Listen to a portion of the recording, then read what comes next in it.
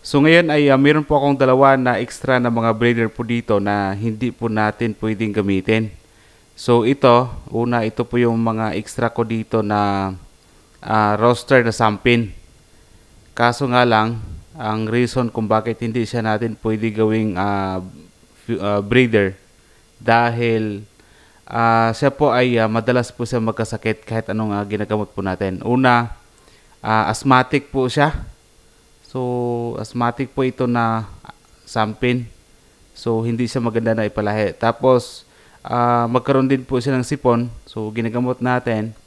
So, gumagaling po siya. Tapos, kalaunan, mga after 1 week, 2 weeks yan, bumabalik naman yung kanyang sipon. So, kahit anong alaga natin, kahit anong gamot po natin. So, iba siya sa ibang mga manok. So, binibinda ko lang itong sampin roaster. Ito, pangalawa, ito yung basilan din po natin.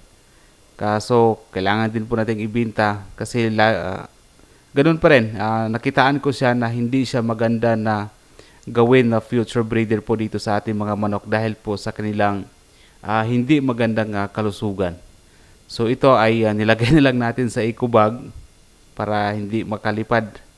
So, bali ang dalawa ay nagtitimbang po siya ng almost mga 2 kilos. So, itong dalawa ay nagtimbang po siya ng 4 kilos. So, ang average po na timbang itong dalawa ay nasa 2 kilos po. So, ito 6 months at saka 7 months. So, mabigat na. So, yan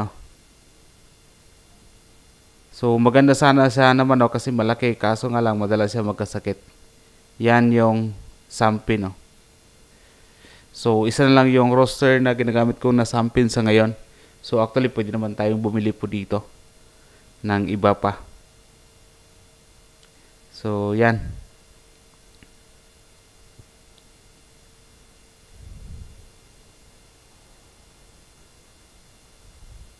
At by the way, yung yung binta ko dito, 250 per kilo yung binibinta ko dito.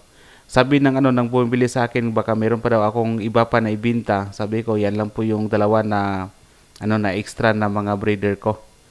So dito, medyo mahal yung binta natin, 250 per kilo. Dahil una sa lahat po ay hindi na po tayo gumagamit po ng mga organic feeds. So hindi po katulad doon sa probinsya na marami tayong source ng mga organic na i-add po sa ating pagkain sa ating mga manok. So, yun nga sa dalawa, 250 per kilo. So, nagtimbang sila ng 4 na kilo. So, naibinta itong dalawa sa halagang 1,000 lang. So, yan. So, ang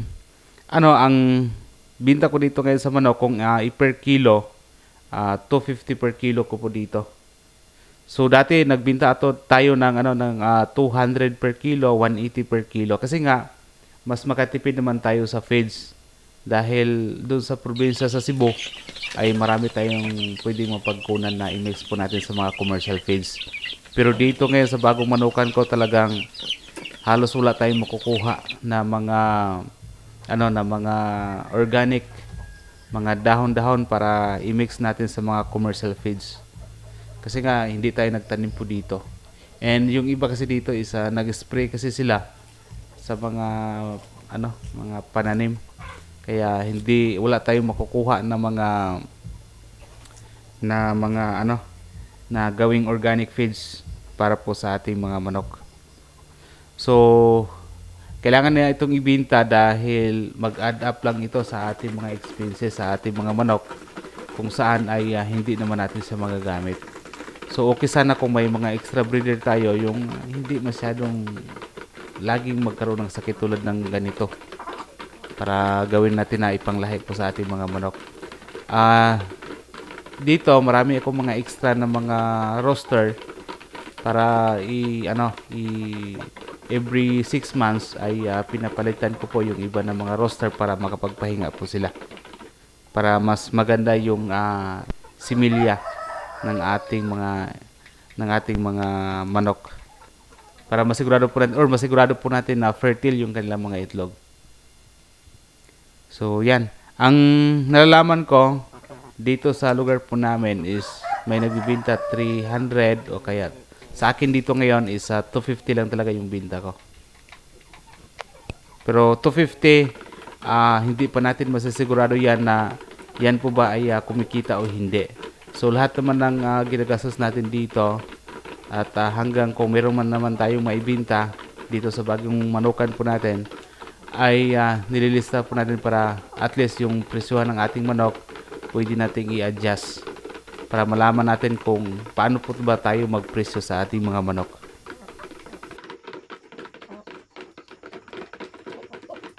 Dito sa bagong manukan po dito sa area po namin, ang advantage lang po kasi dito ay halos walang manok dito na pangkatay. Kadalasan sa mga dito, sa mga kapitbahay po namin dito, halos mga manok nila ay mga pangsabong po talaga na mga manok. So, alangan naman na kakatayin yung manok na pangsabong na sobrang mahal-mahal, di ba? So, of course, dito sila bumilis po sa atin itong mga native, mga basilan, mga sampin po dito sa atin. Kasi nga, hindi gaano kamahal din po yung presyo din natin. Nasa 250 per kilo lang siya. So, ang gawin natin ngayon ay mag-breed po tayo ng mga manok at kung maaari ay dapat magparami po tayo. Kasi tulad ngayon na mayroong bumibili po sa atin, dalawa lang po yung maibigay po na or maibinta po natin sa ating buyer sa ngayon. Ang gusto sana niyang bilhin mga at least mga 10, yun sana yung gusto niyang bilhin kaso wala tayong maibigay kasi bago lang po tayo dito. So maybe in 2 months, in 3 months ay marami na po tayong ma-upload po dito sa ating YouTube channel. Yung ating mga manok kung paano tayo kumita at paano po tayo magbinta.